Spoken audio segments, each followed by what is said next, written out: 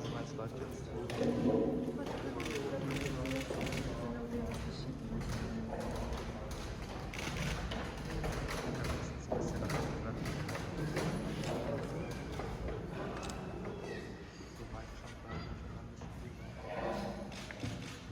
Es funktioniert, ja.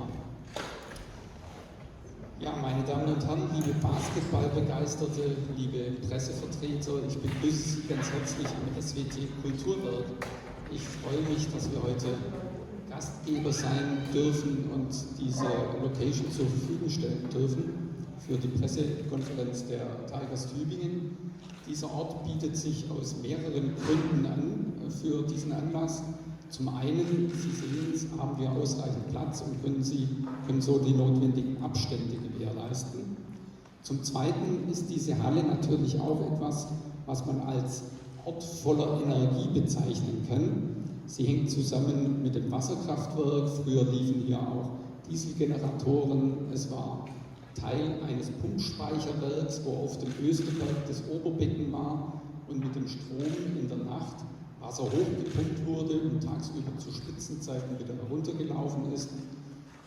Es standen relativ lange hier noch große Dieselgeneratoren drin, die man ansonsten nur von großen Schiffen kennt, um Strom zu erzeugen. Und diese Halle war so viele Jahre ein Ort voller Energie. Und wenn man einmal im Dschungel bei den Tigers war, dann spürt man deutlich, da ist auch ein Ort voller Energie. Und insofern passt es sehr gut zusammen.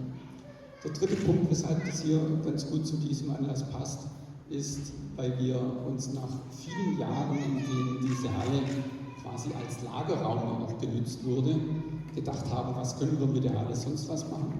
Wir haben sie umgestaltet zu einem sehr provisorischen, aber immerhin doch viel genutzten Kulturwerk. Es finden hier verschiedenste Veranstaltungen statt, die inzwischen auch zu Tübingen gehören und aus Tübingen nicht mehr weggedacht werden wollen, sondern rege genutzt werden. Und so sehe ich es auch mit dem Basketball in Tübingen, der gehört so gut zu Tübingen dazu, dass keiner darauf verzichten möchte, sondern wir haben uns alle nicht nur daran gewöhnt, sondern genießen es und freuen uns immer wieder an den Spielen im Dschungel, der wie gesagt auch ein Ort voller Energie ist. Das soll es von mir gewesen sein. Ich freue mich, heute Gastgeber sein zu können. Ich danke Ihnen für Ihr Kommen und würde das Mikrofon weiterreichen an den Vorstandsvorsitzenden, Herrn Professor Michael Bamberg. Dankeschön. Ja, erstmal herzlich willkommen im Namen unseres gesamten Teams hier, die hier oben auf der Bühne stehen. Und wir freuen uns, dass Sie auch Interesse haben, uns zuzuhören, was wir in der nächsten Zeit gemeinsam vorhaben. Besonderer Dank geht natürlich an Herrn Kützle als Repräsentant der Stadtwerke, die einer unserer Hauptsponsoren sind und ohne die auch wir manche Aktivitäten nicht vollführen könnten. Also mal herzlichen Dank und auch für die Gastgeberrolle hier in diesem Hause. Wir gehen einen neuen Weg. Das heißt, wir stellen den Nachwuchs und die Jugend in den Vordergrund. Wir möchten gemeinsam die jungen Sportler ausbilden zu erfolgreichen Athleten im Basketball. Und dafür haben wir uns für die nächsten Jahre gemeinsam verpflichtet, entsprechende Aktivitäten zu entwickeln, um hier erfolgreich auch zu sein. Und wir haben hier auf der Bühne stehen hier Thomas Feser, der ehrenamtlich uns, muss man sagen, mit Tat und Rat zur Seite steht, aufgrund seiner Erfahrung als Marketingchef auch bei der Firma Walter. Wir haben unseren Trainer, den Jansson, der, wie wir glauben, eine wirklich gute junge Truppe zusammengestellt hat, die auch nach Erfolgen rechts, wie wir auch. Und wir haben Jascha Maus, der für uns in der Geschäftsstelle arbeitet. Auf ihn kommen wir später nochmal zu sprechen. Ja, also wir haben in den letzten Wochen und Monaten oft zusammengesessen, haben uns überlegt, wie geht es weiter, wie können wir eine neue Ideenstruktur entwickeln und über diese neue Agenda wird jetzt Herr Thomas Feser entsprechend berichten.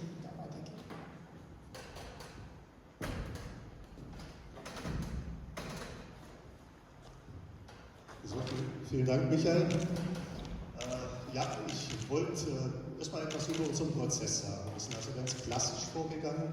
Wir haben eine Vision und Mission entwickelt gemeinsam. Eine Vision, das heißt, wir wollten wissen, für was wollen wir eigentlich stehen als Weigers. Wir sind dann zur Mission gegangen, was wollen wir generell tun, um die Vision auch zu erreichen. Und haben dann ein übergeordnetes sportliches Ziel festgelegt, um dann zur Strategie zu kommen. Die Strategie heißt, Maßnahmen zu definieren, wie wir das übergeordnete Ziel erreichen, unter Berücksichtigung, was wir uns bei der Vision und Mission vorgenommen haben. Die Vision und Mission, die Sie gleich sehen, die ist entstanden schon vor etwa einem Jahr. Da bin ich gebeten worden, den Strategieprozess ein bisschen zu moderieren bei den Tigers, und wir hatten Samstagvormittag einen Workshop gemacht mit dem Professor Bamberg, mit der Saskia Biskup, der Gunter Volk als Aufsichtsratsvorsitzender war dabei, der Gerhard Braun und der Robert Wintermantel damals, wo wir dann gemeinsam überlegt haben, für was sollen die Tigers denn stehen.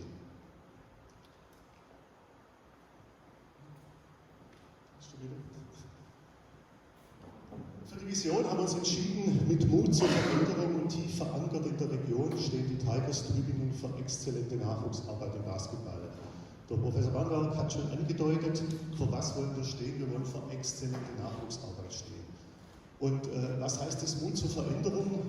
Viele Dinge sind gut, sind sehr gut gemacht worden. Andere Dinge haben wir gesagt, sollte man vielleicht ein bisschen anders machen. Ich gebe gleich nochmal ein Beispiel, was ich darunter meine. Und tief verankert in der Region heißt einfach ein klares Bekenntnis zu Tübingen und ein klares Bekenntnis zu der Region. Als Vision, was wollen wir generell tun, um das zu erreichen, haben wir gewählt, geprägt von Leidenschaft und hoher Leistungsbereitschaft, stellen die Tigers Tübingen die Nachwuchsförderung in den Mittelpunkt und bieten attraktiven Basketball für die Region. Also was wollen wir generell tun? Wir wollen die Nachwuchsarbeit in den Mittelpunkt stellen. Und bei einer Mission spricht man auch von Werten, die für uns wichtig sind. Und hier sprechen wir von Leidenschaft und von hoher Leistungsbereitschaft. Also das ist ein Punkt, den der Daniel Jansen nachher sicher auch ansprechen wird, ein Punkt, der für ihn auch sehr wichtig ist, dass auch die Spieler zum Beispiel, die wir haben, die wirklich mit Leidenschaft dabei sind und extrem leistungsbereit auch sind. Nach der Mission ging es dann an die Zielsetzung, und hier kommt schon der Punkt ein bisschen zur Veränderung. Wenn wir in der Vergangenheit in der ersten Bundesliga gesagt haben, aber nächste Saison kommen wir in die Playoffs und nach dem Abstieg, wir steigen sofort wieder auf, haben wir gesagt, wenn wir jetzt den Nachwuchs in den Mittelpunkt stellen, brauchen wir auch ein bisschen Zeit. Und die Zeit wollen wir uns auch nehmen, und darum haben wir hier eine 3-Jahres-Zielsetzung. Im ersten Jahr, und das ist die nächste Saison, haben wir gesagt, wir streben realistisch die Playoffs in der Pro A. Was heißt realistisch anstreben? Also wir sind der Meinung, dass das Team, und da wird auch der Daniel Jansen nachher noch im Detail was drüber sagen, das Potenzial hat, in den Playoffs zu spielen. Sie werden auch sehen, und was der Professor Bamberg auch gesagt hat, das ist ein sehr junges Team, sehr talentiertes junges Team, und da können in kritischen Spielphasen auch mal Fehler passieren oder ein Spiel vielleicht auch verloren geht. Aber das Potenzial ist da, und deswegen wir streben an. Im zweiten Jahr, Saison 22/23, haben wir gesagt, wir wollen die Playoffs erreichen. Wir erreichen die Playoffs und wir spielen um den Aufstieg. Und im dritten Jahr erreichen wir die Playoffs und steigen in die Bundesliga wieder auf. Also das ist spätestens unser 3-Jahres-Ziel.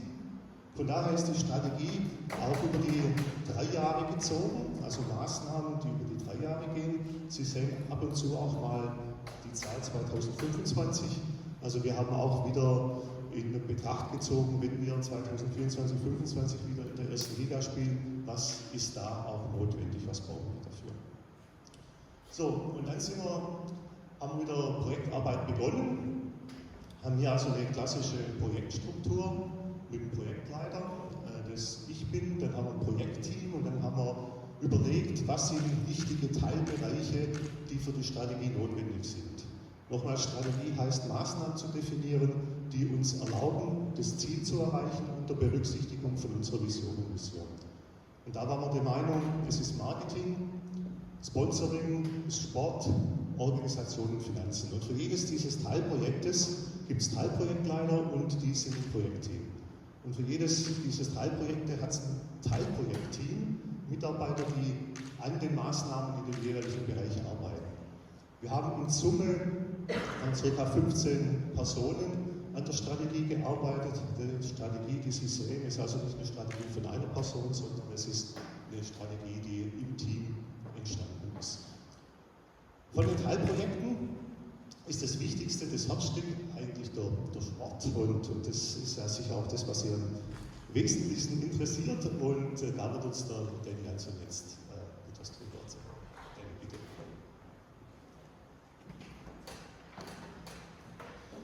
Good.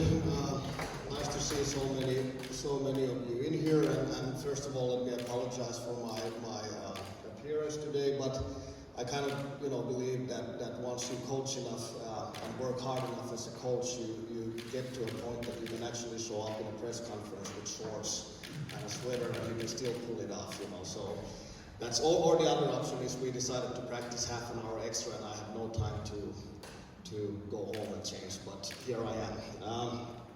Good.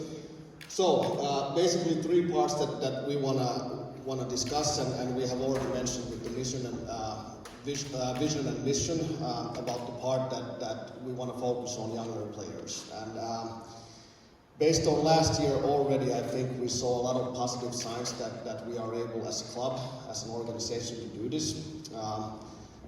Success was not only determined on tabell last year and not making the playoffs, but also the success was that we managed to find some young players that we really feel comfortable developing and working on and building a future team around.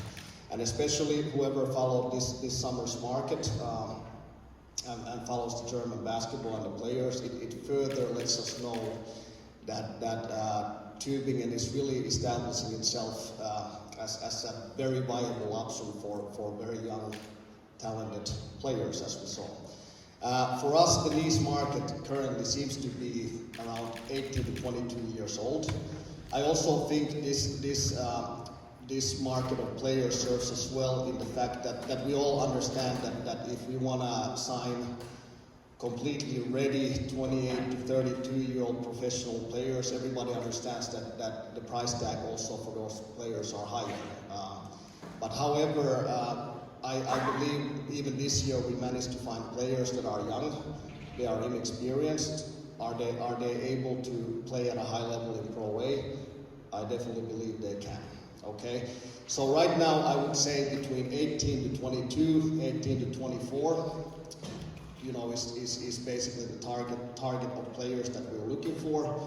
And of course, in that age, especially when you get the playing experience and more playing time at Pro A, which is a high level, I believe these players can, even throughout the year, get better and develop. As we saw last year, just one example, now everybody is talking about Elias Valtonen, who signed to the best league in Europe with a big contract, but I also saw a lot of other Tübingen players from last year who took a huge step forward, and now this year we continue building with them. Okay. However, this being said, and we all acknowledge the fact that money is not unlimited. We all struggle with finances, okay? One thing that we definitely faced last year, and me being first year in Tübingen as a coach, we also have to get better with the infrastructure of the organization, okay?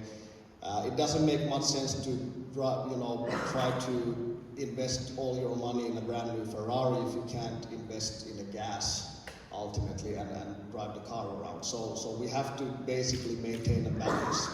As an organization, I really so far I've loved it here. I love the people I work with. It's a really family type environment. But we, as an organization, we are not ready for BBL. Okay, couple of examples just listed here.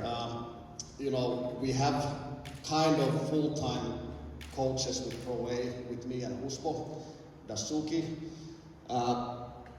We want to be in BBL, we need 3 full-time coaches with the Pro A team, okay? We need a full-time physio to work the team, who is there every day.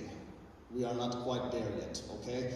We're gonna need, in this organization, especially if we want to invest in our own youth programs, we need a head of player development, we need a sport director. Okay, previously we mentioned, Robert was virtually working 2 jobs at the same time. He was the sport director, he was the GM of the club, and everybody here in Germany, everybody follows football enough to understand that all big clubs, these are 2 different positions. Okay, we are still looking for a sport director. Okay, and not to mention, around the Pro A club, currently Usko Dasuki is doing a wonderful job also, doing the athletic training part, but in the future we also need a full-time professional to do that, okay?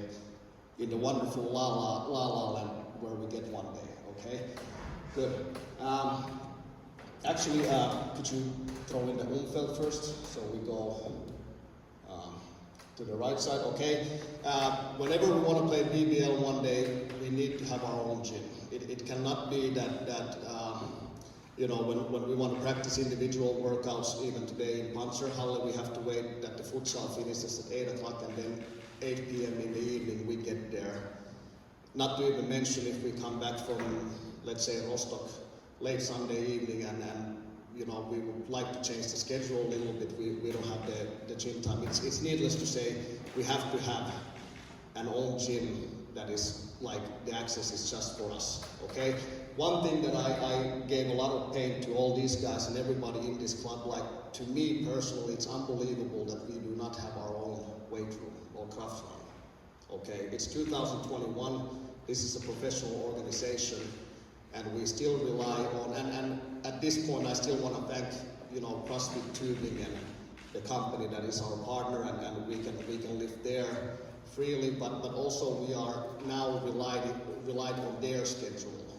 When we want to lift weights, we have to confirm with them that we can go, and this is something we need to build here in Tübingen for us. Okay, a lot of little things around the organization that needs to get better, and therefore, me as a coach, of course, for me it would be great if I get more money to invest in a team. Because even in the Pro A market, we get bullied right now by other clubs who have more money to invest in salaries, and we lose some races to players, okay? It would be tempting for me as a coach to have more money so I could bully other clubs and buy players, but at the same time, again, I need to understand, and I really love to understand myself, that we also need the gas for the car so that this organization gets better and we get a better platform and facilities and environment to develop these young players. I mean, if we bring a 19-year-old super talent here and we can't send him to the weight room, that's also a big oxymoron, okay? And nowadays with technology and sports, everybody comes with a different product. We're talking about shooting machines that we would love to have because, of the repetitions. We would love to have, let's say, equipment that measures players' regeneration in order to prevent injuries and stuff. But this is something that slowly with baby steps we want to build.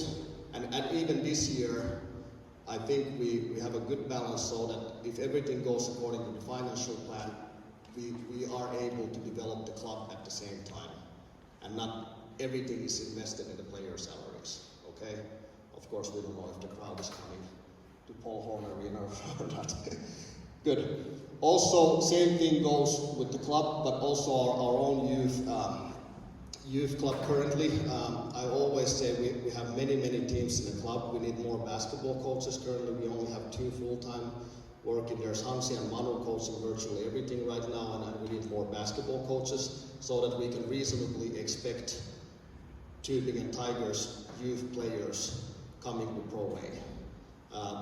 Being really honest, and this is not playing down or anything, but even this summer when we started building this team, we had very few options from our MBBL, U19 team of players that I managed to come in. There's simply no options, and this what we also need to understand. Once we start developing our own youth, that's not going to happen overnight.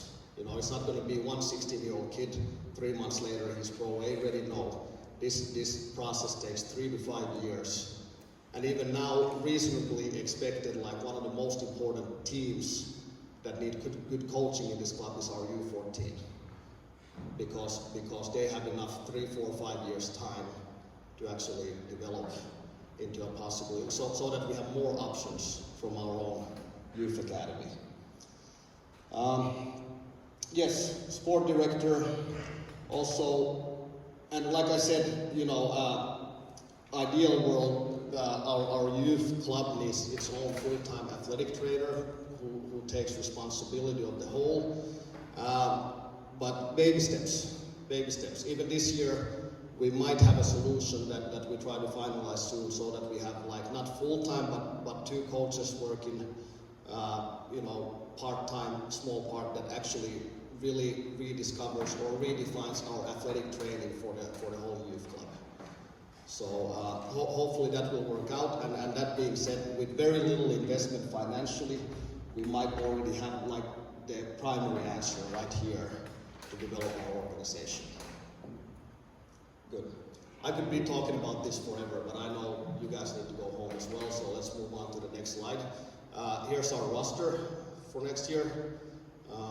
I don't know how familiar you guys are, and if you have any questions on any particular player, feel free to ask.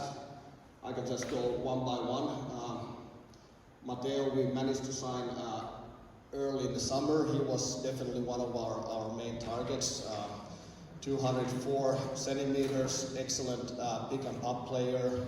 I think a couple of years ago in the U20 German national team, I think he was one of the best players in the German national team. So that's to be honest, that's the level of players that we are currently able to attract here. Timo, everybody already familiarized themselves with Timo. You know, 100% effort, excellent defense, great shooter when open. Turned 20 years old this spring. Okay. We managed to get Ryan back. I'm pretty happy about it. I think we also got a little bit lucky with Ryan because he's an excellent player. You know, like especially for Pro A level, he's great, tremendous player. But even more importantly, I think his character as a competitor, as a leader, you know, just that guy who always shows up like a real professional, regardless of the relatively young age. I could not see a 28 or 32-year-old who would do a better job leading us than Ryan, okay? We got lucky in the sense that he actually got injured and only played 1 game for us, because I'm pretty sure that if he had finished the season with us last year and played the way he's capable of playing, he would not be in Pro A Germany this year. So now Ryan coming back here, committing himself to this team is you know, our club got lucky, and how we try to repay that to Ryan is having him play a great year, and hopefully next year he's actually going to make big time money as a professional. So it works both ways, okay? Johan Grübner, Bakul, I don't know what we're going to do with his last name in a jersey, if we can fit both. He has a German father, French mom, so his official name, father's name, last name Grübner, mom's Bakul, and he's proud of carrying both. Very, very athletic player from Bamberg. He's got 6 years of Bundesliga experience, but always struggled to find like really, you know, consistent playing time and role in BBL. So he definitely has a chip on the shoulder. So far, the first 2 practices have shown that excellent professional, very, very determined to actually make a statement that you know, he can be a really good player in Pro A and eventually go back to BBL. Also, should be a great defender. Okay, the reason I was finally convinced of Johannik's performance was because he played very inconsistently. So I went back to last year's game where they played against Bayern München, where he played 22 minutes. He started the game and he was guarding Vladimir Lucic from Bayern München, who clearly got frustrated because of Johannik's defense. So seeing that, you know, 10-15 minutes stretch out, I'm like, let's bring the guy here. Okay, if you can stop the best player in BBL, I'm sure you can stop players in Pro A. Daniel, I think, you know, last season was, I was expecting, honestly, like a little bit more because I don't think anybody in this room saw what he was capable of doing in the preseason. He was dunking over people. We played against Kirchheim. He scored 25 points in 18 minutes. And I was 100% sure that last year would be Daniel's big, you know, breakout. However, he twisted his ankle, which was pretty bad right before the season started, and he kind of played with a hurt ankle until Christmas. So we haven't seen the best of Daniel. When we watched the games last spring late, the stretch where we actually win games in the end with 7-8 guy rotation, Daniel was to me capable of guarding anybody at the 5. You know, we go to Artland and we match up against Robert Oehle, who is established big-time pro-way center, and he could not score a point or get a rebound against Daniel. So I'm expecting Daniel. I'm really happy that we get to continue to work because this is one of the keys in our club. Now Daniel is adjusted to Tübingen, and he knows me, what I expect. He knows the team, and I'm expecting just a way better Daniel Kepler this year than last year. That being said, I'm going to skip a little bit. I'm going to go from Daniel directly to Jekabs because it's the same position and a similar player. You know, everybody now currently talks about Elias being developed last year, but if you had seen Jekabs early last year, because he, like honestly, the reason he did not play early in the season with Pro A, he was not that level. He could not. And then working every day, twice, lifting weights. I think Jekabs gained 6-7 kilos pure muscle last year. We made a weight program for him, get stronger, and just, you know, working, and all of a sudden, again, I'm going to go back to this late stretch last season with 7 players. Jekabs was our starting center for 7 games. We won 5 of them. I mean, is he capable of playing Pro A this year? Yes, and we continue the work. Is he fully ready, Pro A professional? No, not yet. But imagine him again having a similar year. Jekabs 1 year from now, 2 years from now, I think he's going to be playing BBL one day. Okay? Am I taking too much time each player? Good. Okay.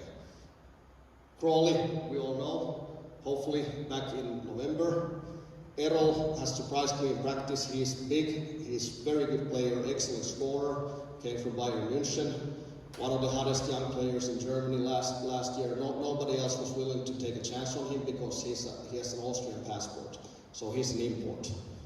Tübingen Tigers definitely got excited. We're like, let's bring Errol. He debuted in the Austrian national team and you know, great player to have here. I'm sure he's going to have a tremendous year. Aatu, Finnish, can shoot a little bit, good. Gianni, coming back, excellent leadership, excellent effort. And then, if you guys read about Bakari, you know, he's very raw and we really try to develop, but we have to remember that he's about 2-3 year project, okay? So don't expect any fireworks this year yet because he's not ready as a player, but we keep working him, and hopefully a couple of 3 years he's been an excellent player, and Till has come to practice the first 2 days exactly like I expected him to do. You know, Till was kind of a surprise to us because he really all of a sudden turns up, he moves to Tübingen and with his girlfriend and family and he wants to be part of it. Till is older, he has experience in BBL, Pro A. We often talk about having somebody with experience like a kindergarten teacher in this group, and you know, my wish and hope is that Till would really step to that role and lead us also. Like on the court, he's capable of doing it, but mostly off the court, he can basically help us a lot. Good. I always talk too much.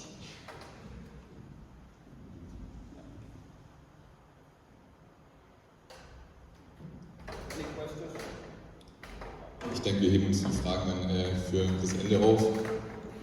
Ich denke, für uns in den letzten 12 Monaten in der Geschäftsstelle war es so, dass wir schonungslos hinterfragt haben, wo wir denn überhaupt stehen, womit wir uns identifizieren können und wo wir die Tigers Tübingen in der Zukunft sehen. Genauso wie Danny gerade schon beschrieben hat, dass in der Infrastruktur und im Sportbereich sich noch viel entwickeln muss und sich viel Neues ergeben muss, wenn wir denn unsere sportlichen Ziele erreichen möchten. Gilt genau dasselbe auch für die Bereiche Marketing, Sponsoring, Organisation und unsere Finanzen. Entsprechend haben wir auch für den Bereich Marketing uns intensiv damit beschäftigt, wer wir denn überhaupt sind und wo wir stehen. Dafür haben wir verschiedene Benchmarking-Analysen durchgeführt. Wir haben uns angeguckt, wie sieht denn die Pro A im Allgemeinen aus, wie sieht der deutsche Basketball aus, aber auch wie sehen andere Sportarten in der Region aus und wo stehen wir da im Vergleich. Für uns ist ganz klar, dass die zielgruppenspezifische Ansprache für uns im Vordergrund stehen muss. Als Sportclub in der Region sind wir zum einen ein Aushängeschild, wir haben aber auch eine soziale Verantwortung. Das bedeutet, dass wir nicht nur an die Fans etwas nach außen geben können, an unsere Partner Informationen nach außen tragen können, sondern wir müssen sie mitnehmen. Denn zu den Tigers Tübingen gehören nicht nur wir in der Geschäftsstelle, wir, das Team in der Halle, sondern es gehört jeder unserer Partner, es gehört jeder unserer Fans, jeder, der die Spiele schaut, jeder, der wieder in die Halle kommt, sobald es wieder möglich ist. Entsprechend haben wir durch Benchmarking-Besuche, beispielsweise beim Bundesliga-Club in Crailsheim, aber eben auch Desktop-Analysen des Ticketings in der ganzen BBL oder in der Pro A uns angeschaut, wo stehen wir denn überhaupt? Und da ist uns aufgefallen, dass wir nach dem Abstieg bewusst damals die Preise gleichgelassen haben, weil das klare Ziel war, der Wiederaufstieg. Und natürlich sind Ticketing-Einnahmen auch eine wichtige Einnahmequelle für uns. Dennoch haben wir uns entschieden, was auch ein Resultat der Analyse war, dass es so in der aktuellen Situation nicht weitergehen kann. Zum einen, weil wir gesehen haben, dass unsere Aufteilung, die Ticketaufteilung zu komplex war. Zum anderen, weil wir auch zielgruppenorientiert preislich etwas machen wollten, um nicht nur sportlich, sondern auch preislich wieder attraktiver für unsere Fans sein zu möchten. Die Aufteilung sieht so aus, dass wir nun 2 Längsseiten und 2 Korbseiten haben. Es gibt keine dritte Kategorie mehr, was einfach das Ganze vereinfacht und nachvollziehbarer macht. Zum anderen haben wir die Preise in den jeweiligen Kategorien angepasst. Vorher waren wir in der Spitze der Pro A. Ich denke, damit sind wir, wenn wir die Heimgröße und den Standort mit berücksichtigen, absolut in der Pro A angekommen. Und das Ganze wird sich natürlich auch in den Dauerkarten niederschlagen. Der zweite Teilbereich, in dem ich führend aktiv sein durfte in der Strategiefindung in den vergangenen 12 Monaten, war das Thema Sponsoring. Es ist schon mehrfach angeklungen, es ist ganz klar, dass wir einen Plan über die nächsten 3 bis 5 Jahre aufgestellt haben. Das Wichtigste dafür ist die finanzielle Grundlage. Alles, was wir uns vorstellen, alles, was wir umsetzen wollen, alle sportlichen Ziele, die wir erreichen wollen, sind nur möglich, wenn wir entsprechend finanzielle Mittel auch zur Verfügung haben. Entsprechend haben wir analysiert, wo wir stehen und 3 Kernbereiche herausgearbeitet. Das ist zum einen die Betreuung der aktuellen Sponsoren, es ist die Entwicklungsfähigkeit der aktuellen Sponsoren und es ist natürlich auch die Sponsorenakquise. Insbesondere zur Betreuung und zur Entwicklung wird es darum gehen, dass wir den Kontakt nochmal intensivieren und wenn ich davon spreche, die Identität und die Identifikation von Fans und Partnern mit uns zu steigern, dann gilt das entsprechend auch für den Sponsoring-Bereich. Es reicht nicht, sich einmal im Jahr zu melden und dann danach Ausschau zu halten, dass man nächstes Jahr sportlich Erfolg hat, sondern wir müssen das langfristige Konzept so rüberbringen, dass unsere Partner sich mit diesem Weg auch identifizieren. Für die Sponsorenakquise haben wir erstmals jetzt einen Produktkatalog entwickelt. Sowas gab es vorher noch nicht, allerdings war für uns extrem wichtig, dass wir einfach auch mal zusammenfassen können und zusammen wiedererkennbar machen, wofür wir denn eigentlich stehen und was wir denn überhaupt bieten. Dieser Produktkatalog sieht so aus, dass er emotionale Aspekte beinhaltet, aber auch rationale Aspekte beinhaltet. Welche Produkte bieten wir an und welche Vorteile bieten diese? Denn natürlich bieten wir auch weiterhin eines der besten Netzwerke in der Region mit unseren Heimspielen. Neben dem emotionalen Faktor auch durch unser breites Sponsorenfeld. Ein Beispiel für unsere LED-Banden sehen wir aufgeführt, die Zielgruppe, die damit angesprochen wird, zudem aber auch die Vorteile, die ein spezielles Produkt beinhaltet. Alles in allem hat der Produktkatalog im Moment 94 Seiten, ist aber konstant am Wachsen. Denn klar ist, wenn wir über Entwicklungspotenziale bei Partnern reden, dann müssen wir auch darüber reden, dass wir neue Wege gehen und gemeinsam Wege finden, den Partnern Plattformen zu bieten, die ansprechend sind. Damit würde ich übergeben an den Organisationsteil.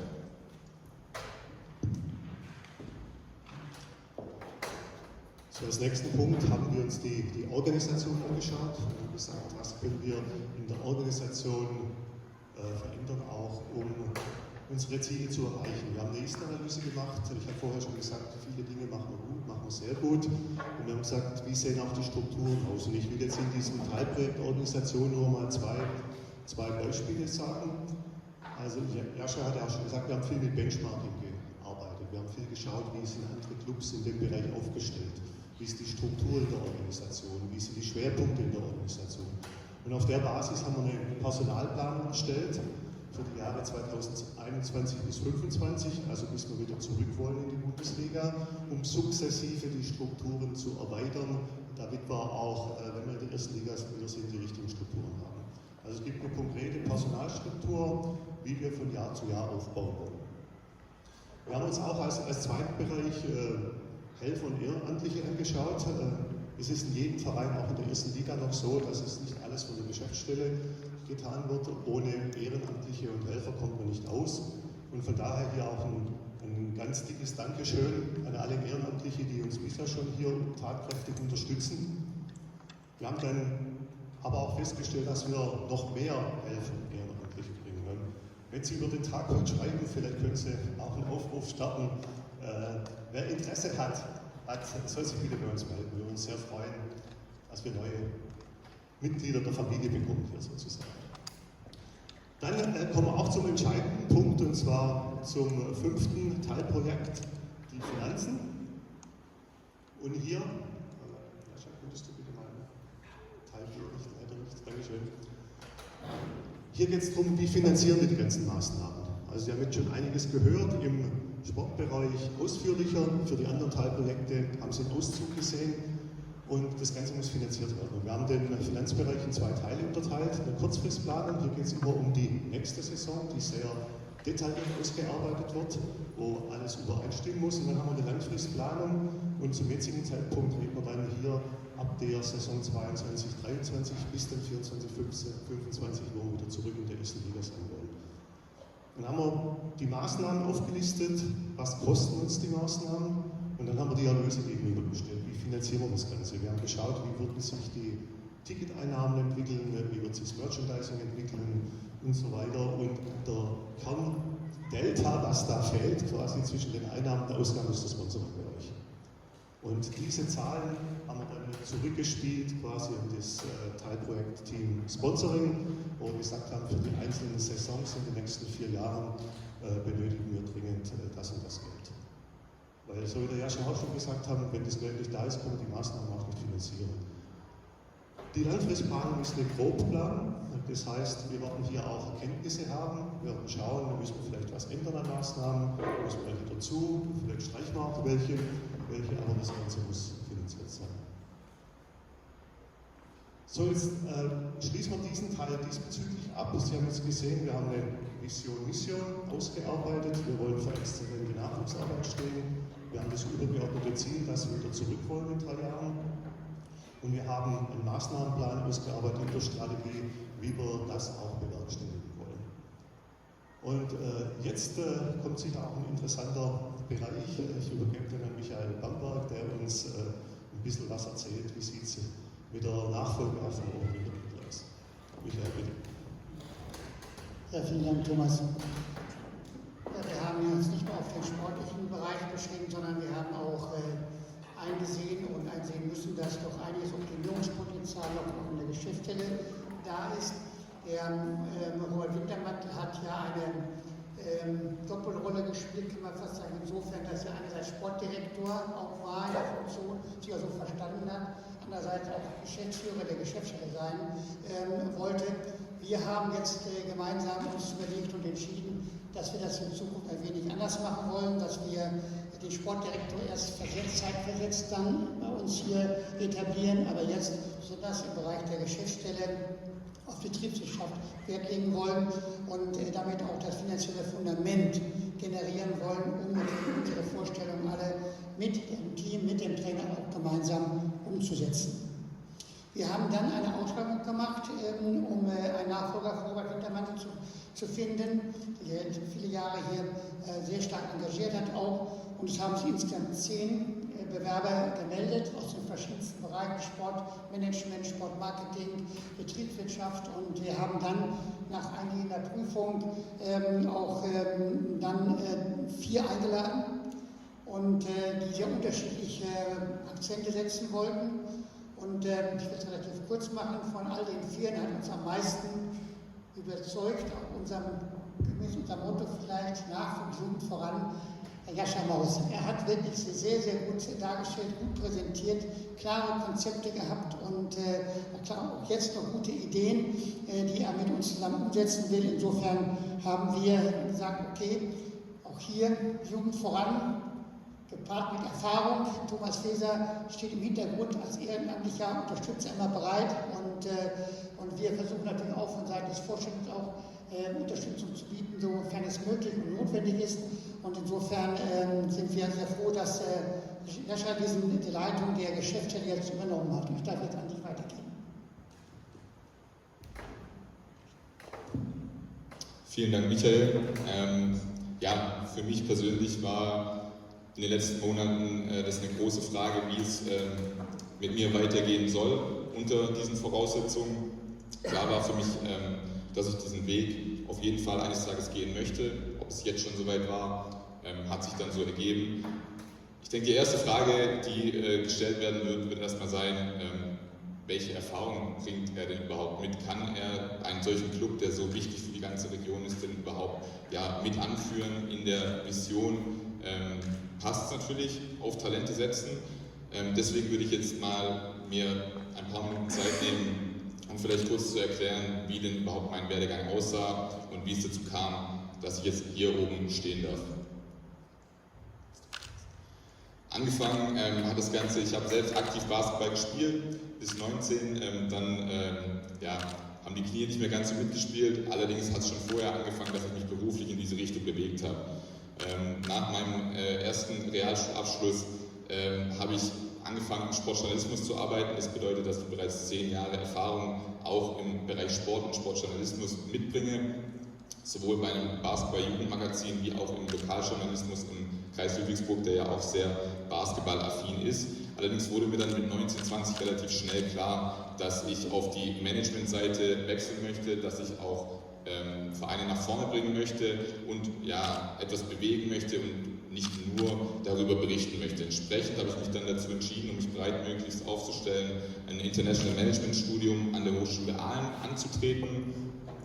Während ich dieses abgeschlossen habe, habe ich bereits eine Stelle bei einem Startup-Unternehmen in Amsterdam angenommen, wo ich für 1,5 Jahre das Marketing und Sales für den gesamten deutschsprachigen Raum geleitet habe, was mir einfach nochmal die Möglichkeit gegeben hat, auch über den Sport hinaus einfach eine gewisse Business-Erfahrung und Sicherheit anzueignen. Und anschließend war dann für mich klar, dass ich zurück in den Sport möchte, wie ich dann zu den Tigers Tübingen gekommen bin. Und zwar war das so, dass ich mich dann hier für ein Praktikum beworben habe und der Plan war ganz klar, dass ich für 6 Monate hier bin. Der Deal war so, da es bei den Tigers keine Praktikumsstelle gab, dass ich dieses Praktikum dann beim Stammverein, unserem SV 03, gemacht habe, was im Nachhinein auf jeden Fall eine sehr, sehr große Bereicherung war, weil ich dadurch noch besser verstehen konnte, was ist denn der Unterbau von unserem Verein, wie viele Personen arbeiten hier eigentlich mit und für wen machen wir das Ganze denn überhaupt. Gleichzeitig hatte ich schon die Möglichkeit, mit unserem Pressechef Tobias Fischer bereits viel in die Öffentlichkeitsarbeit reinzugucken, mitzuarbeiten. Ich war als Teambetreuer bei Spielen dabei. Ich konnte also wirklich von, man kann sagen, klein auf alle Aufgaben, die in diesem Verein so anfallen, mir mal genauer anschauen. Anschließend habe ich im vergangenen Jahr meinen Master im Bereich Sportmanagement begonnen an der Hochschule Koblenz.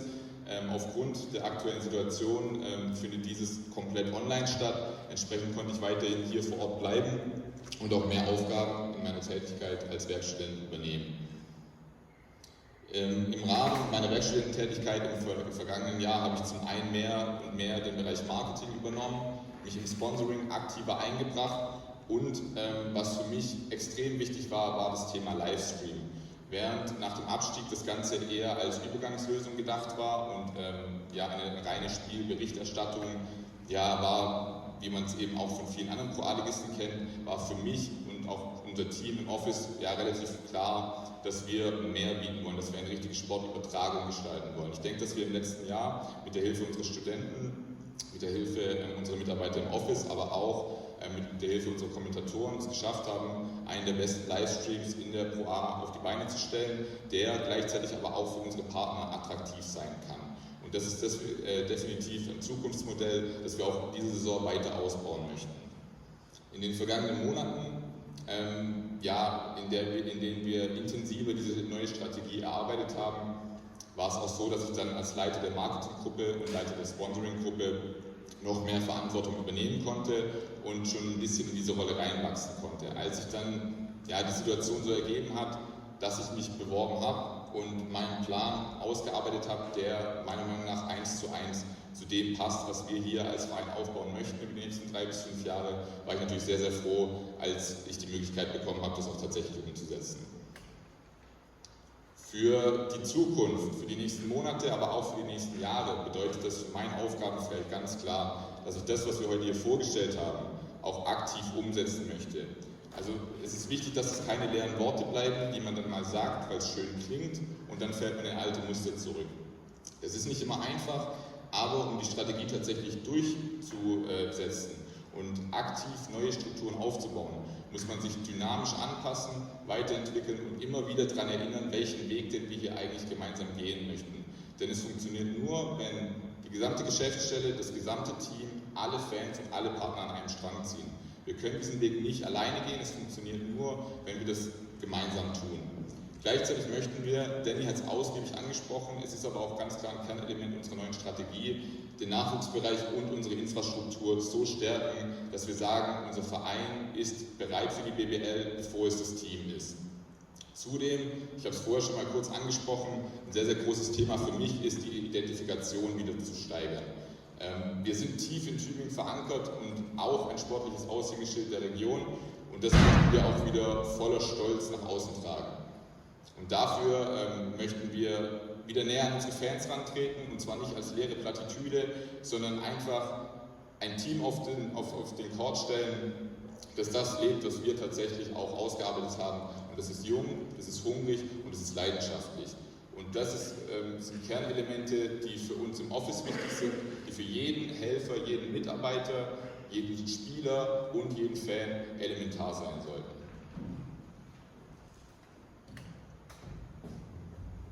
Ja, vielen Dank, Herr Scham. Ich werde mich auch bei Danny und bei Thomas bedanken. Das war unsere Vorstellung hier der zukünftigen Aktivitäten, die wir ganz gerne umsetzen möchten. Gibt es von Ihrer Seite aus noch Fragen? Bitte. Sind Sie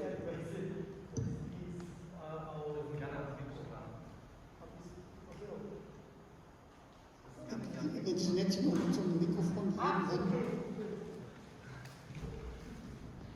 Ich wollte auch nach Ihrem Alter fragen, weil es ja hieß, an der Geschäftsstelle am Haus.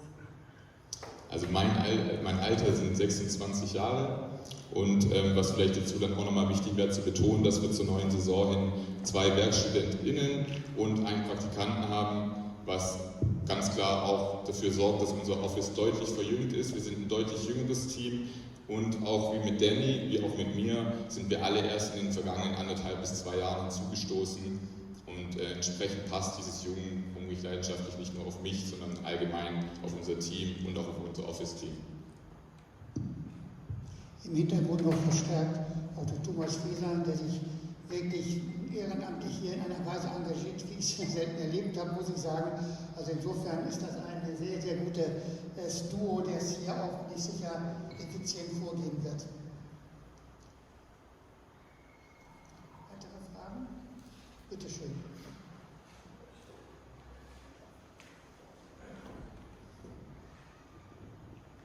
Wenn man den Maßnahmenkatalog sieht und die Forderungen, dann kann man ein bisschen überspitzt sagen, dass wahnsinnig viel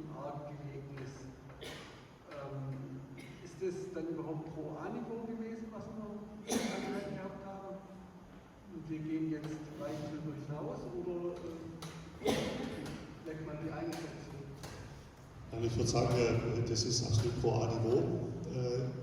Pro A-Niveau ist immer so eine Frage, also wo wir viele Benchmark-Analysen gemacht haben, haben wir gesehen, es gibt eigentlich eine Zweiteilung in der Pro A, muss man sagen. Also es sind ehemalige Erstligisten, die in der Pro A spielen, und dann sind es Vereine, die von der Pro B unten kamen. Aber wenn man jetzt diese Gruppe anschaut, der ehemaligen Erstligisten, haben wir absolut die Strukturen und auch von der Arbeit her sind wir da ganz vorne dabei. Warum haben wir die Maßnahmen? Wir wollen ja auch wieder hoch. Wir wollen auch wieder hoch, und um oben mitspielen zu können, müssen wir einiges verändern. Dann natürlich auch in den Strukturen. Da kommt mehr auf einen zu, da gibt es mehr Standards, was die BWL auch fordert. Und von daher müssen wir uns da halt aufstellen. Das wollen wir sukzessive machen mit der Zeit schon. Dann frage ich gleich weiter. Wir haben von Einnahmen und Ausgaben gesprochen und von einem Delta, das das Sponsoring bringen sollte. Machen Sie Auskünfte über die Größe des Etats und wie groß dieses Delta derzeit ist? Also über die Summen sprechen wir jetzt nicht von den Sponsoren einzeln, das tun wir grundsätzlich nicht, das ist auch vertraulich. Aber natürlich besteht, wenn man jetzt in den nächsten Jahren anschaut, natürlich noch ein Delta, haben Sie völlig recht. Ja? Wenn wir in die Bundesliga aufsteigen wollen, dann brauchen wir noch eine Menge an finanzieller Unterstützung von verschiedenen Sponsoren. Und deswegen sind wir auch dabei, wirklich Klinken zu putzen und natürlich auch viele anzusprechen in den verschiedensten Bereichen. Und ich glaube auch, dass es uns gelingen wird, zumal auch die Mannschaft sehr viel Erfolg verspricht, muss man sagen. Und wir hoffen, dass wir natürlich früh genug in die Halle reinkommen und auch hier die Zuschauer wieder bekommen, die natürlich auch die Spiele sehen wollen. Und insofern bin ich auch überzeugt, dass wir aus dem Bündel von Maßnahmen die Sponsoren mehr gewinnen können, um dieses Delta zu schließen, das mit Sicherheit noch im 7-stelligen Bereich liegt, wenn wir in die Bundesliga wollen. Was für ein Etat brauchen wir denn, um in der Bundesliga zu spielen? 2024, 2025? Wie viel? Der Minimumetat, wenn die BWL durchschreibt, sind 3 Millionen Euro. Ist es realistisch, um da dann auch bestehen zu können? Ich meine, es geht ja nicht darum, dass man hochkommt und dann gleich wieder runter.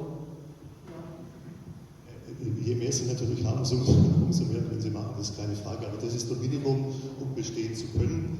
Und wir sind natürlich bestrebt, so viel zu haben, dass wir auch bestehen. Dann noch eine letzte Frage, ich stehe hier dann und blockiere es. Der 3-Jahresplan hört sich sehr interessant an, große Herausforderung. Wie weit wirft es die Organisation aus der Bahn, wenn einzelne Ziele nicht erreicht werden? Also wenn zum Beispiel aus welchen Gründen auch immer die Playoffs in der kommenden Saison nicht erreicht werden? Also wir bleiben auf jeden Fall am Ball, wie es schön heißt. Wir können das nicht ganz ausschließen, aber Sie sehen, wir haben zum ersten Mal seit Jahren ein Team mit 12 Spielern, und zwar mit erheblichem Potenzial. Und wir wollen ja gerade dieses Potenzial wecken, und dann ist unserer Meinung nach der richtige Trainer dafür, hat sich in Ulm auch bewiesen. Wir müssen dann natürlich uns entsprechend einstellen, wenn diese Ziele nicht erreicht werden, und überlegen, wie können wir sie auf anderen Wegen erreichen. Ja? Also, aber klar ist, dass das sportliche Ziel im Vordergrund steht und dass wir dafür alles mögliche unternehmen werden, um das auch zu erreichen. Eine letzte Frage, dann mache ich wirklich Schluss. Wenn man sich die Ausbildung von jungen Spielern auf die Fahnen schreibt, dann könnte das Ziel auch sein, ein Farmteam zu sein, zum Beispiel von Ulm, die ja nicht arg weit weg sind. War das mal ein Thema? Oder ist das ein Thema für die Zukunft vielleicht? Ich glaube, dass es allein unsere Geschichte, der Größe des Clubs für uns nie wirklich ein Thema war. Ich denke, man hat im letzten Jahr schon gesehen, natürlich arbeiten wir dann auch, wie bei Timo Lahnmüller, beispielsweise mal mit einer Leihe. Das sind Optionen, die wir auf jeden Fall uns offen halten. Aber ein reines Farmteam werden wir, die Tigers Tübingen, definitiv niemals sein.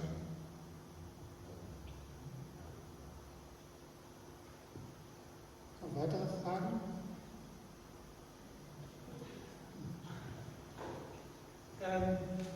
Zwei, das eine ist, Also es stehen ja viele Ziele, das sind jetzt hauptsächlich Ziele in der Strategieplan. Ich wollte mal wissen, der Herr Jansson hat vorgestellt, was auch in der Jugend, Trainer, Athletiktrainer und so weiter gesucht werden. Wie wollt ihr das bewerkstelligen? Gibt es da jetzt, also wie schafft man das? Ist das ein Scouting-System oder sind es rein, muss man das finanziell bewerkstelligen, dass auch die Trainer jetzt bezahlt werden? Also wie wollt ihr diese Ziele, Beispiel an den Jugendtrainer umsetzen? Oder erreichen, besser gesagt. How you reach this? I can't hear really well, but basically when we need youth coaches, where do we find Yes, them? how do you find this? I mean, you wanted this, but how do you do this? That's always youth coaches is one. When you talk about professional coaches, you know what the market is, okay? Finding a youth coach might be a little bit trickier. It could be a former player that just happens to be somewhere.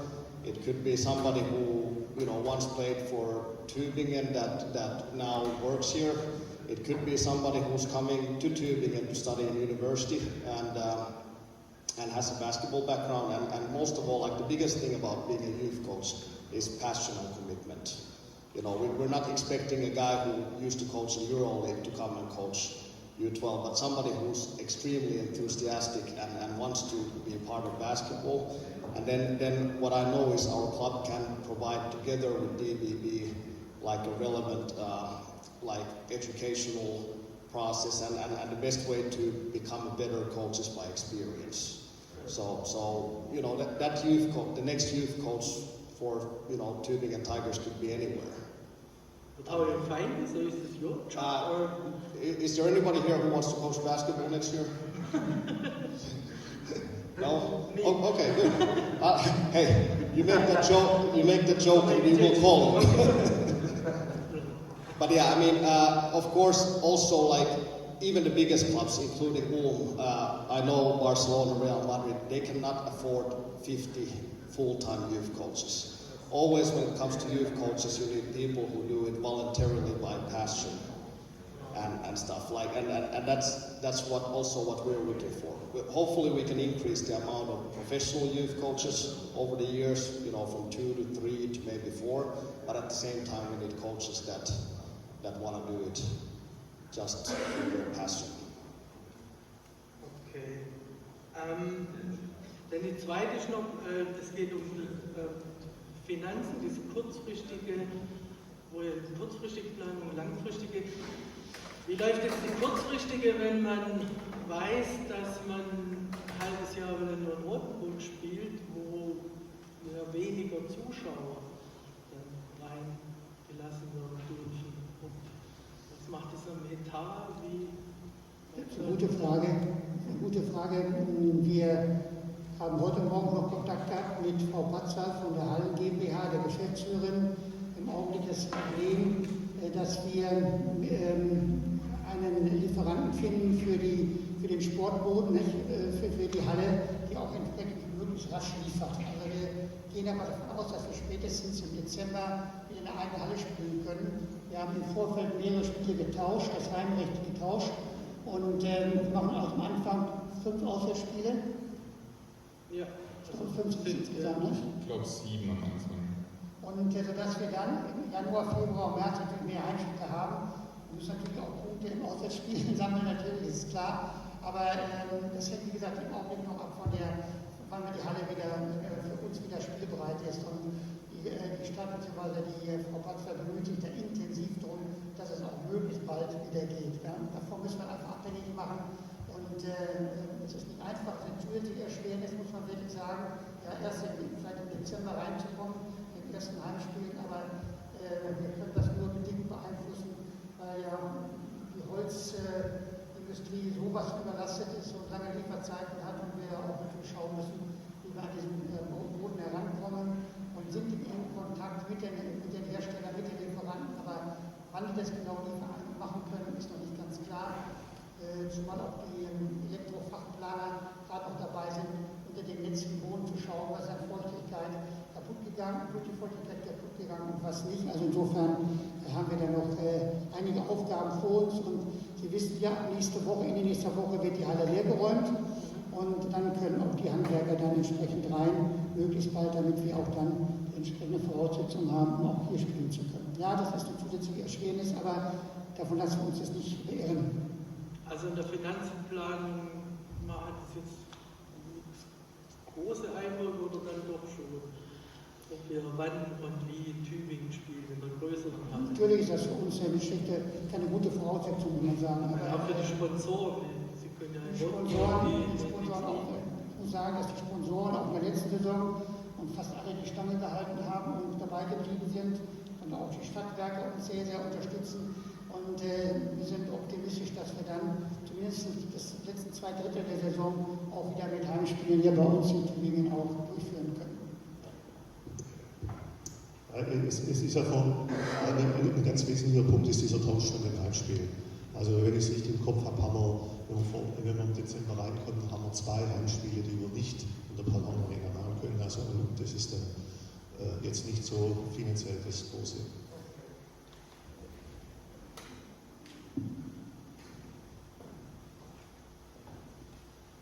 Okay? Ja. Dann vielen Dank für Ihr Interesse und fürs Kommen und dann hoffentlich in den nächsten Monaten sehen wir uns häufiger bei erfolgreichen Spielen. Ne? Okay, danke schön.